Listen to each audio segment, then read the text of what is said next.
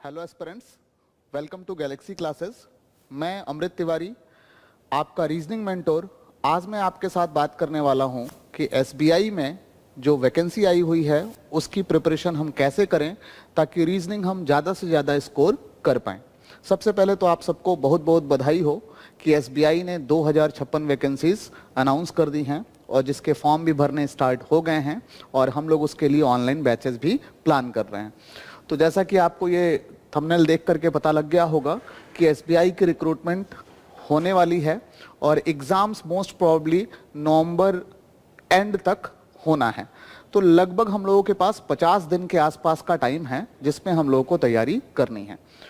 देखो, हम आपसे जो बात करेंगे रीजनिंग की स्ट्रेटेजी की, उसमें हम ऐसा नहीं कि कोई भी चीज़ हवा में बात करें। हम आपके साथ पिछले 3 साल के सारे आंकड़े डिस्कस करने वाले हैं कि किस किस टॉपिक से कितने कितने मार्क्स के क्वेश्चंस पूछे गए हैं और कट ऑफ क्या रही है। ठीक है, तो बिल्कुल ध्यान से आज का वीडियो देखिएगा, आपके लिए काफ़ी हेल्पफुल होने वाला है। और जो भी स्टूडेंट फर्स्ट टाइम एसबीआई की प्रिपरेशन कर रहे हैं, बहुत सारे बच्चों को ये डर रहता है कि मेरा फर्स्ट टाइम है तो पता नहीं एसबीआई होगा कि नहीं। फर्स्ट टाइम तैयारी करने वाले बच्चों के लिए भी ये वीडियो बहुत हेल्पफुल होने वाला है कि हम कौन सा टॉपिक पहले उठाएं, कौन सा टॉपिक बाद में उठाएं। क्योंकि कभी कभी होता यह है कि हम लोग तैयारी में पढ़ तो बहुत सारी चीज़ें लेते हैं लेकिन हमारे एग्ज़ाम में यूजफुल क्या है वो हमें पता ही नहीं होता है। और ये हम आपको पिछले 3 साल के एग्ज़ाम के पैटर्न पर रिलेट करते हुए बताएंगे कि किस टॉपिक के मार्क्स कितने पूछे जा सकते हैं और आपको एग्जाम में कितना टाइम देना है। ठीक है, तो आज की क्लास का थीम क्या है, बात उसकी जरा करते हैं। तो देखिए, आज की क्लास की थीम ये है कि how to score maximum marks in reasoning.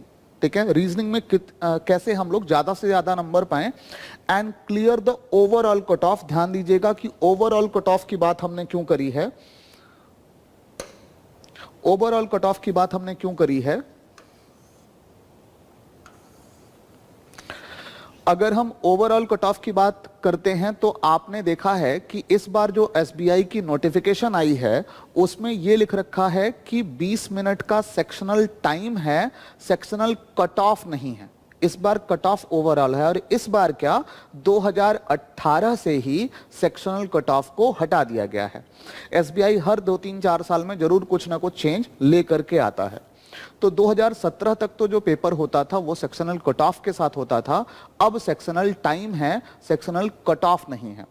अब उसके फायदे भी हैं और ज्यादातर फायदे ही हैं, नुकसान कम है। ठीक है, फायदा सबसे बड़ा तो ये है कि अगर किसी स्टूडेंट को लगता है कि उसका कोई एक सेक्शन कमजोर है, जैसे मान लो किसी स्टूडेंट को लगता है कि उसकी इंग्लिश बहुत स्ट्रांग नहीं है, अब अगर इस इंग्लिश बहुत अच्छी नहीं है तो वो क्या कर सकता है, मैथ्स और रीजनिंग में स्कोर ज्यादा करके और ओवरऑल कट ऑफ क्लियर कर सकता है।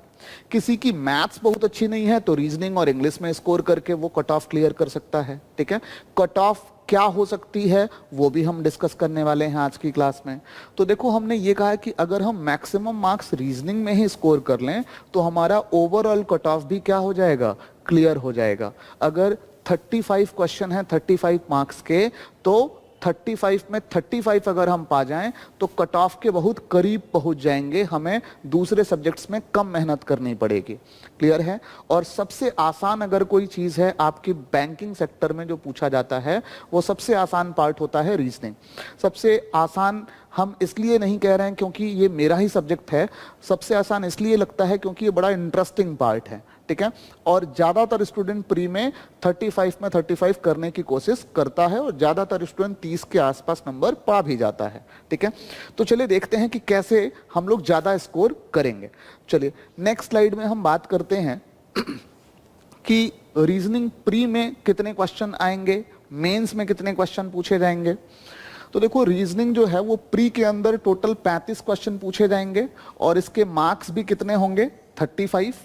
और जो आपका यहाँ पर टाइम होगा वो भी कितना होगा, वो होगा 20 मिनट्स का।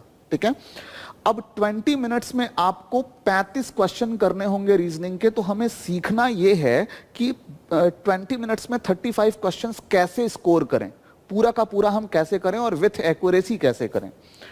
मेंस के अंदर रीजनिंग जो पूछी जाती है, इसके साथ एक सब्जेक्ट और पूछा जाता है और वो सब्जेक्ट का नाम है कंप्यूटर।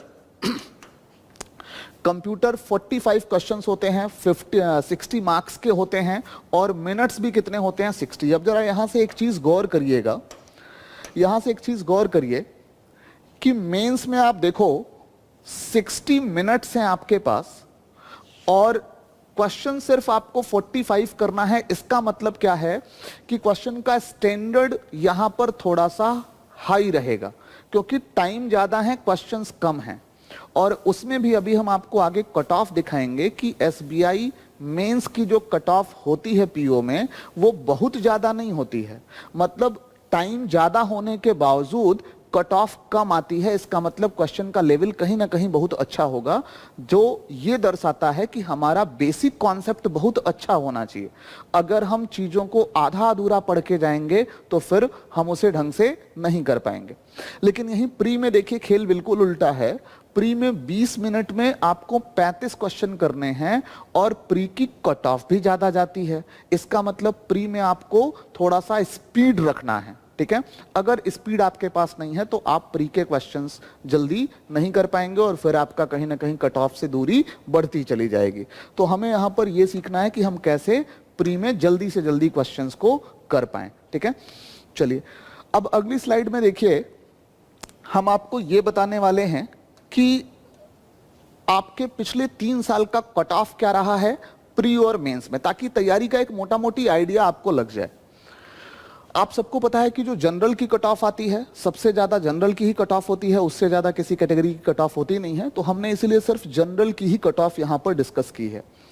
आप देखो पिछले 3 साल में अगर आप प्री की कट ऑफ देखोगे पीओ की, एसबीआई पीओ की, तो 2018 में जो कट ऑफ था, 2018 में जो कट ऑफ था वो था 56.75 100 मार्क्स में।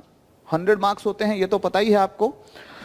और यहीं जब 2019 आया तो इसमें ये कट ऑफ बढ़ करके कितना हो गया, 71। फिर 2020 का जो पेपर जो इस साल जनवरी में हुआ था वो आपकी कट ऑफ फिर से घट करके कितनी हो गई, 58.50। कुछ पैटर्न समझ में आ रहा है आपको कि 2018 का पेपर कहीं ना कहीं टफ रहा होगा क्योंकि उसमें कट ऑफ आपकी बहुत कम थी, और 19 में देखो कट ऑफ लगभग 15 नंबर बढ़ गई, यानी 19 का पेपर थोड़ा सा इजी रहा होगा। 20 की कट ऑफ जो है वो फिर से कम हो गई, लगभग 13-14 नंबर, यानी 20 का पेपर अच्छा खासा टफ रहा होगा। तो अल्टरनेट ईयर्स में पेपर डिफिकल्ट और इजी के सीक्वेंस में आता है। इसका मतलब इस बार 2021 में चांस क्या है कि पेपर हो सकता है फिर से थोड़ा सा इजी ही हो प्री वाले में, और कट ऑफ इस बार आपकी ज्यादा आ सकती है, मतलब 70 के आसपास कट ऑफ आ सकती है।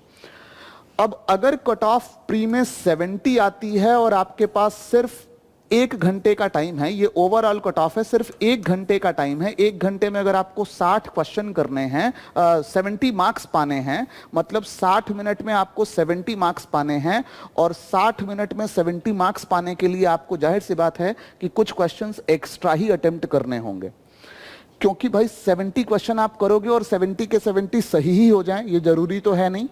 तो कुछ ना कुछ आप अपना प्रिकॉशन लेके चलते हो कि भाई 10-20 क्वेश्चन हम एक्स्ट्रा करके चलें, ताकि कुछ गलत भी हो जाए तो माइनस मार्किंग में कटने के बाद हम 70 के आसपास आ जाएं। तो आप देखो यहां पर 60 मिनट्स में लगभग आपको 80 प्लस क्वेश्चंस करने होंगे, यानी 1 मिनट में आपको 1 से ज्यादा क्वेश्चंस करने होंगे।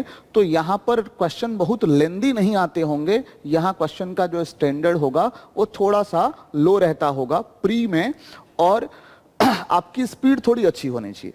यही मेंस में आप देखो, पिछले 3 साल की कट ऑफ अगर आप देखो तो मेंस में जनरल की जो कट ऑफ 2018 में बनी थी वो बनी थी 93.1, और ये 250 में था, जिसमें डिस्क्रिप्टिव के भी मार्क्स ऐड थे, और डिस्क्रिप्टिव 50 मार्क्स का होता है। मतलब आपके 250 नंबर में 93 नंबर अगर मिल रहा है तो सोचो 40% से भी कम हो गया, 40% से भी कम। यहां अगर आप देखो 2019 में तो 104 की कट ऑफ है, ये लगभग 40% के आसपास है 250 में से।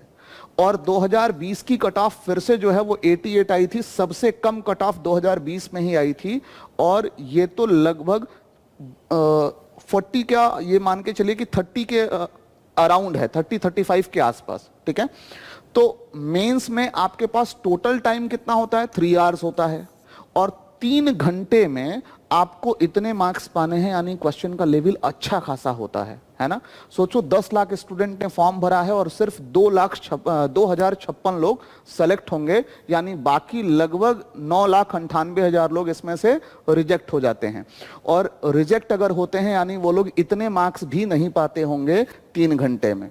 इसका मतलब यह है कि क्वेश्चन का स्टैंडर्ड अच्छा खासा होगा, है ना। तो हमें उसी हिसाब से तैयारी करनी होगी। और ये मत सोच करके चलिएगा कि प्री में हमारी स्ट्रेटेजी, प्री में हमारी तैयारी अलग होगी और मेंस में हमारी तैयारी अलग होगी, क्योंकि प्री से मेंस के बीच में सिर्फ आपको अगर ज्यादा से ज्यादा भी टाइम मिलेगा तो 15 से 20 दिनों का, और उस दौरान आप इतना तैयार नहीं कर पाओगे अपने आप को कि लेवल अपने आप बहुत हाई हो जाए, क्योंकि उस दौरान आपको जीए भी पढ़ना होगा, जनरल अवेयरनेस भी पढ़नी होगी जो आपका मेंस के अंदर ऐड होता है, वहां आपको थोड़ा सा कंप्यूटर भी पढ़ना होगा जो आपका सिर्फ मेंस के अंदर ही आता है। ठीक है, चलिए अब बात हम लोग कर लेते हैं नेक्स्ट स्लाइड की।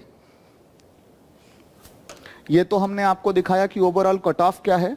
अब देखो यहां पर हमने नेक्स्ट स्लाइड में क्या दिखा रखा है आपको कि how to score 35 marks in 20 minutes. 20 minute में हम 35 क्वेश्चन कैसे करें और कैसे हम सारे एक्यूरेसी के साथ करें कि सारे मार्क्स हमको मिल जाएं। इसके लिए आपको टॉपिक्स की अप्रोच पता होनी चाहिए कि किसको हम पहले करें, किसको बाद में करें। ठीक है, तो चलिए जरा देखते हैं। बहुत सारे स्टूडेंट कंफ्यूज ये रहते हैं कि सर हम एसबीआई पीओ के लिए कौन कौन से टॉपिक पहले पढ़ करके जाएं और उस टॉपिक में भी क्या क्या चीजें पढ़ करके जाएं। तो ध्यान देना, जो सबसे इंपॉर्टेंट है आपके लिए, सबसे पहला टॉपिक वो है पजल। और पजल के ये कुछ टाइप्स हैं जिस पर आपको ज्यादा फोकस करना होगा। जैसे एक टाइप है आपकी पजल की क्लासिफाइड। क्लासिफाइड पजल हम उसे कहते हैं जिसमें ये कहता है कि कुछ लोग हैं, उन्हें अलग अलग प्रकार के कलर पसंद हैं, वो अलग अलग शहरों में रहते हैं, तो हमें पर्टिकुलर किसी एक व्यक्ति का एक शहर और एक फ्लोर बताना है या फिर कलर बताना है। दूसरा फ्लोर वाली पजल है, यहां पर फ्लोर, बॉक्स, मंथ और डेज, इनको हम कहते हैं सिक्वेंशियल पजल। क्या कहते हैं? Sequential puzzle. अब सिक्वेंशियल पजल में क्या होता है कि इसका एक फिक्स क्रम होता है।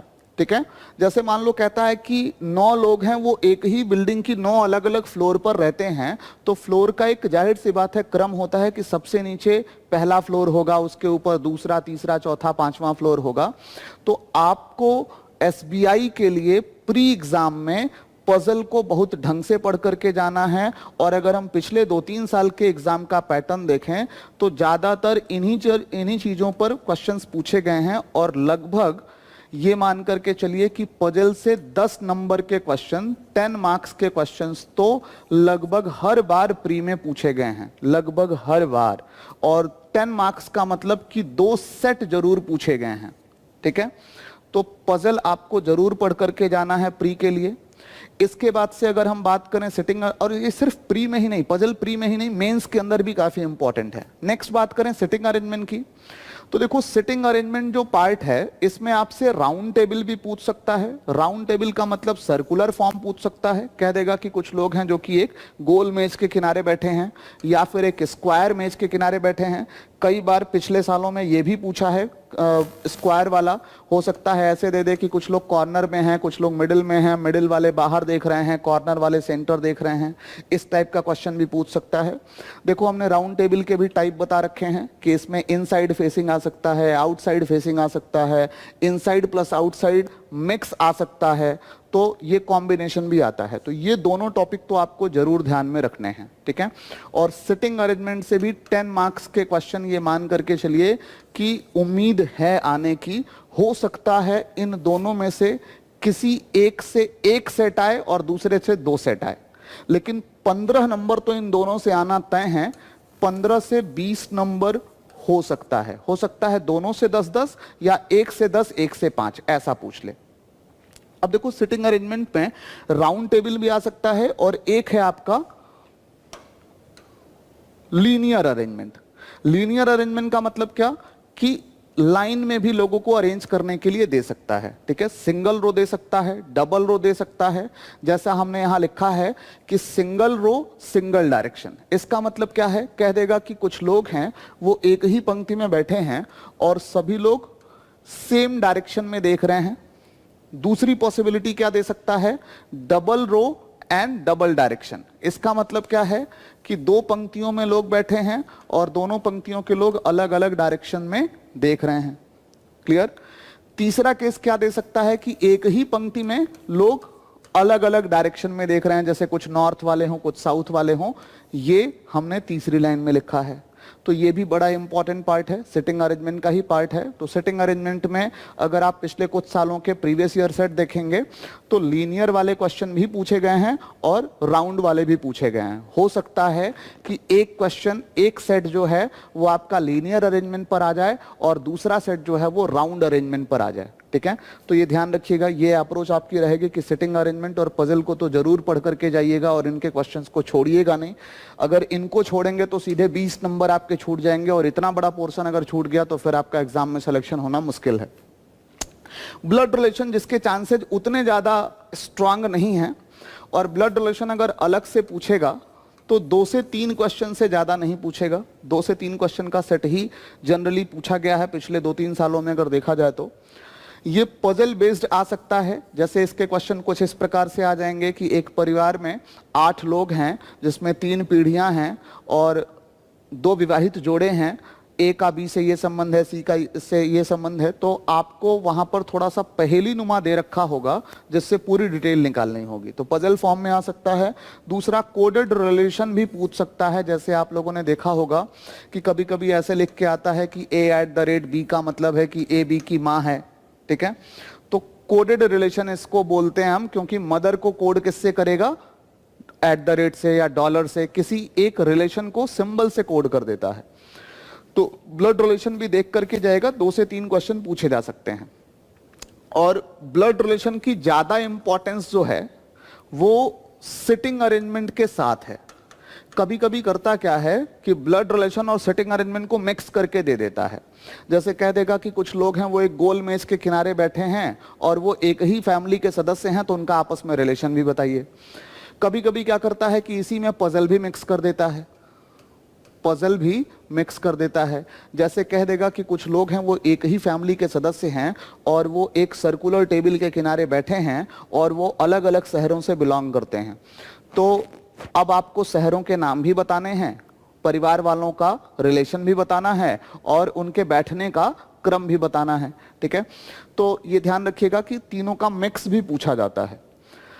नेक्स्ट, इनइक्वालिटी और सिलोगिज्म दोनों बड़े इंपॉर्टेंट टॉपिक हैं और ये आपके एग्जाम में पिछले कुछ सालों से जो ट्रेंड है वो ये है कि दोनों एक साथ नहीं पूछ रहा है प्री में, दोनों में से कोई एक ही चीज पूछ रहा है, लेकिन पढ़ना तो दोनों ही पड़ेगा आपको।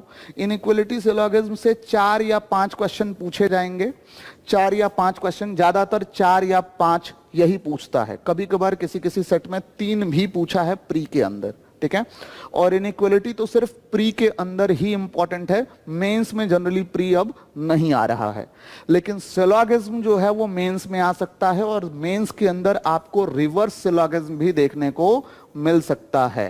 ठीक है, तो रिवर्स सिलोगिज्म भी तैयार करके मेंस के लिए जाएगा, प्री में रिवर्स सिलोगिज्म की जरूरत नहीं पड़ेगी, आई थिंक अभी तक का जो पैटर्न है। ठीक, लेकिन आता अगर है तो आप दोनों कर सकते हो। मेरा मानना यह है कि रिवर्स सिलोगिज्म कोई हवा नहीं है, वो भी बेसिक से ही आता है। अगर आप बेसिक जानते हो सिलोगिज्म का तो चाहे रिवर्स पूछे चाहे सीधा पूछे, आप दोनों ही कर सकते हो आसानी से। ठीक है, अब इसके बाद से जो अगला सेक्शन है हम लोगों का वो है डायरेक्शन।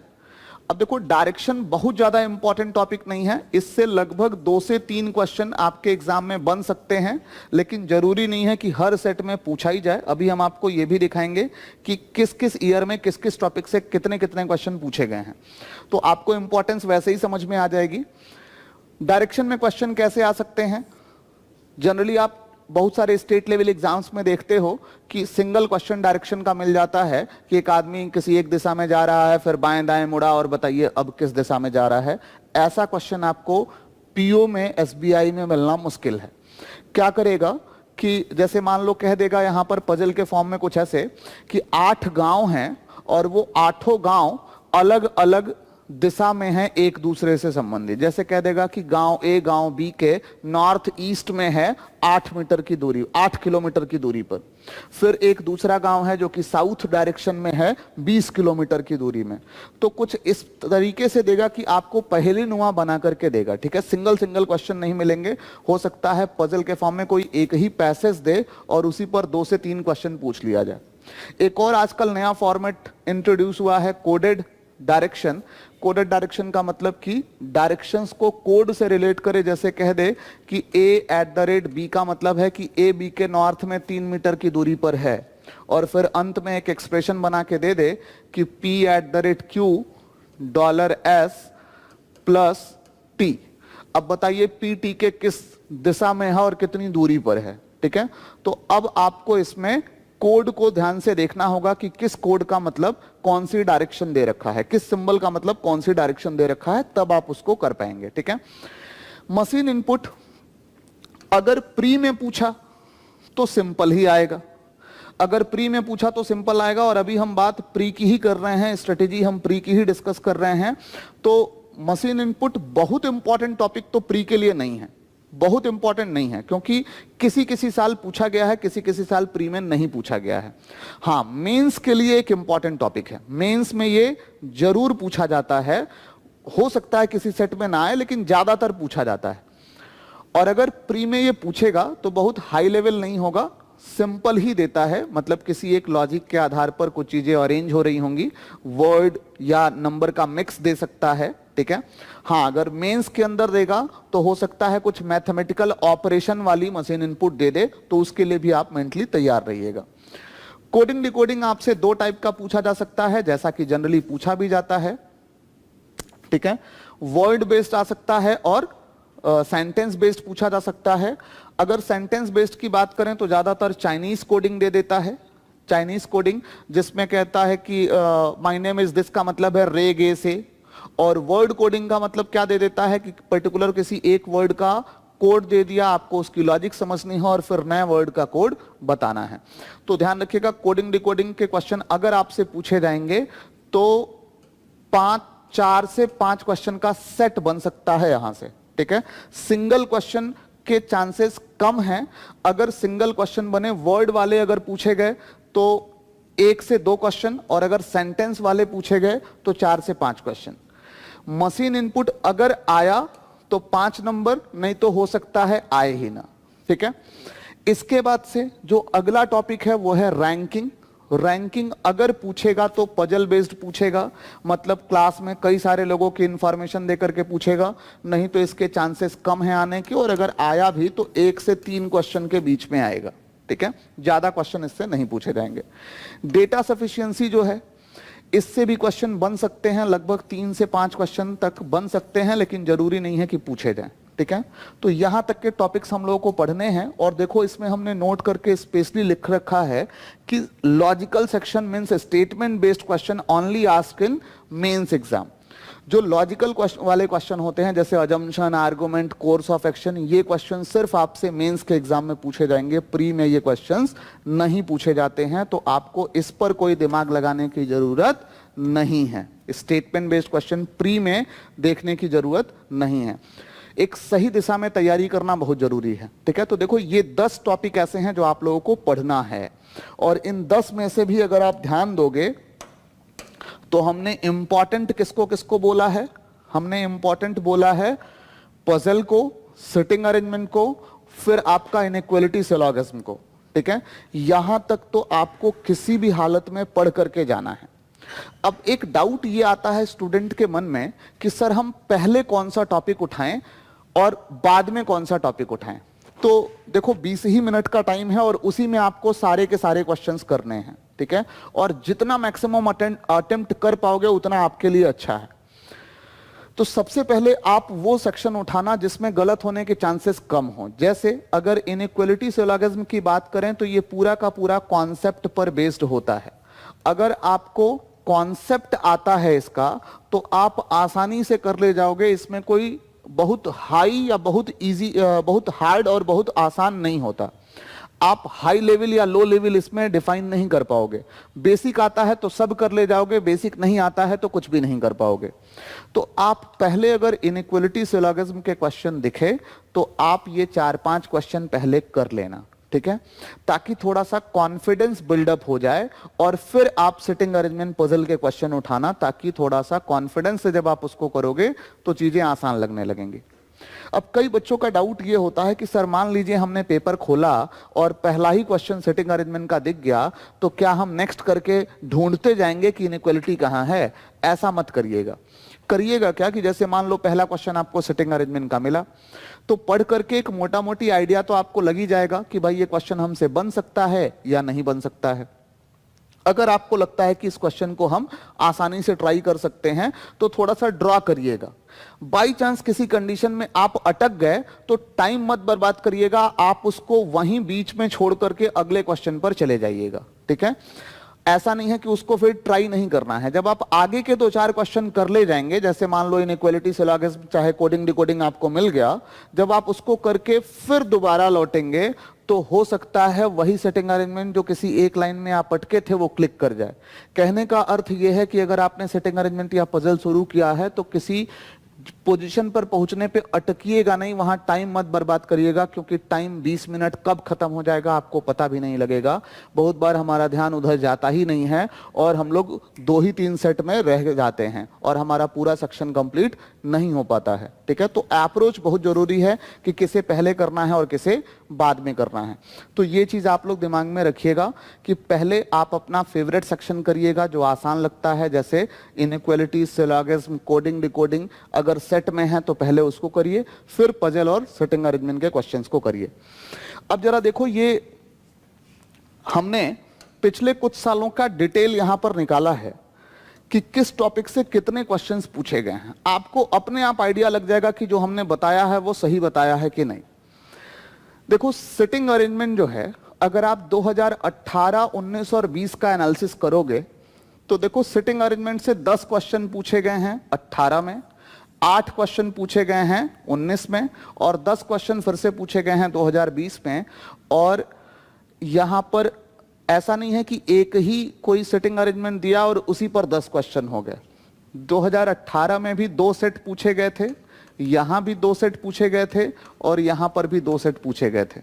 और हर सेट में, जैसे यहां पर 5-5 नंबर के 2 सेट थे, यहां एक 5 नंबर का सेट था, एक 3 नंबर का सेट था और वहां पर एक दोनों 5-5 नंबर के सेट थे।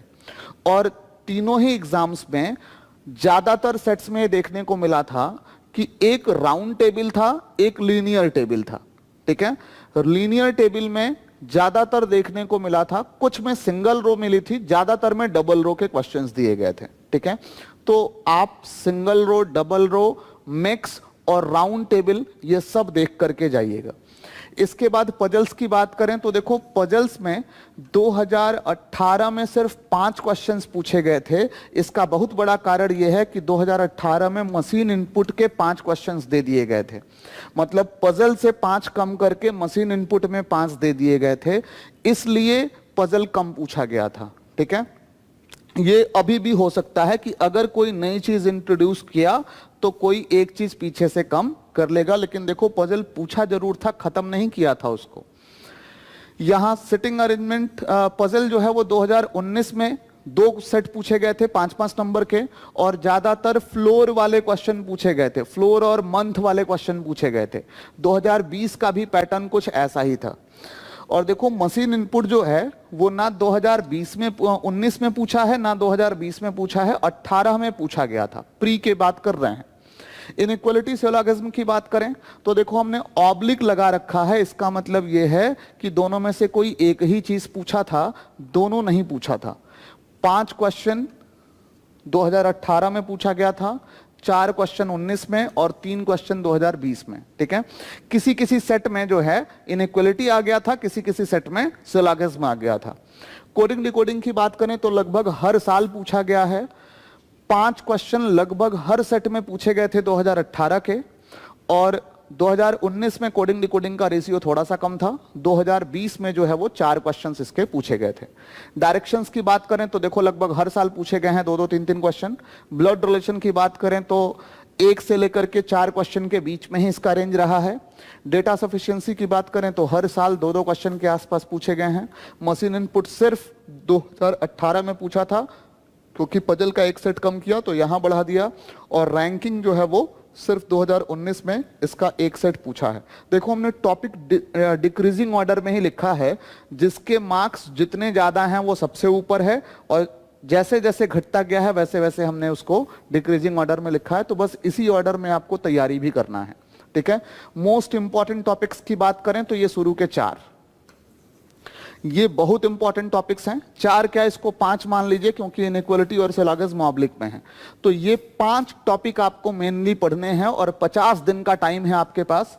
50 दिन में आपको 5 टॉपिक पढ़ने हैं, और इन 5 टॉपिक्स में से आप स्ट्रेटजी ये रखिए कि सिलॉगिज्म और कोडिंग डिकोडिंग तो अगर एक बार आपने कॉन्सेप्ट पढ़ रखा है और फिर डेली एक दो क्वेश्चन आप लगा रहे हैं तो ये गलत नहीं होगा। सिटिंग अरेंजमेंट और पजल की जितनी प्रैक्टिस कर लीजिए कम है। जितना हो सके आज ही से फ्लोर बेस्ड पजल, जितना हो सके डेज वाली पजल, मंथ वाली पजल, सिटिंग अरेंजमेंट में राउंड और रो वाला, ये सारे क्वेश्चंस जितने लगा सकते हैं डेली एक टारगेट सेट करिए कि कम से कम 2 सिटिंग अरेंजमेंट और 2 पजल हमें डेली लगाना है। मतलब आप कम से कम इन 50 दिनों में 100 क्वेश्चन सिटिंग अरेंजमेंट के, 100 क्वेश्चन पजल के जरूर लगाइए। अगर आप इतना लगा देते हैं तो प्री बहुत दूर नहीं है आपसे, ठीक है। और सिर्फ यही 4 टॉपिक ऐसे हैं जिससे मिला करके आप लगभग 30 के आसपास नंबर पा जाएंगे। और ये सारे टॉपिक तो ऐसे हैं कि जब आप ये सारे कर ले जाओगे ना ऊपर, तो इतना कॉन्फिडेंस आ जाएगा कि ये सब अपने आप हो जाएंगे, ठीक है। इन 100 को थोड़ा थोड़ा भी आप टाइम दे दिए तो आसानी से हो जाएगा, बहुत ज्यादा इसमें आपको दिक्कत आने वाली नहीं है। तो आई होप ये सारी चीजें समझ में आई होंगी आपको, ठीक है।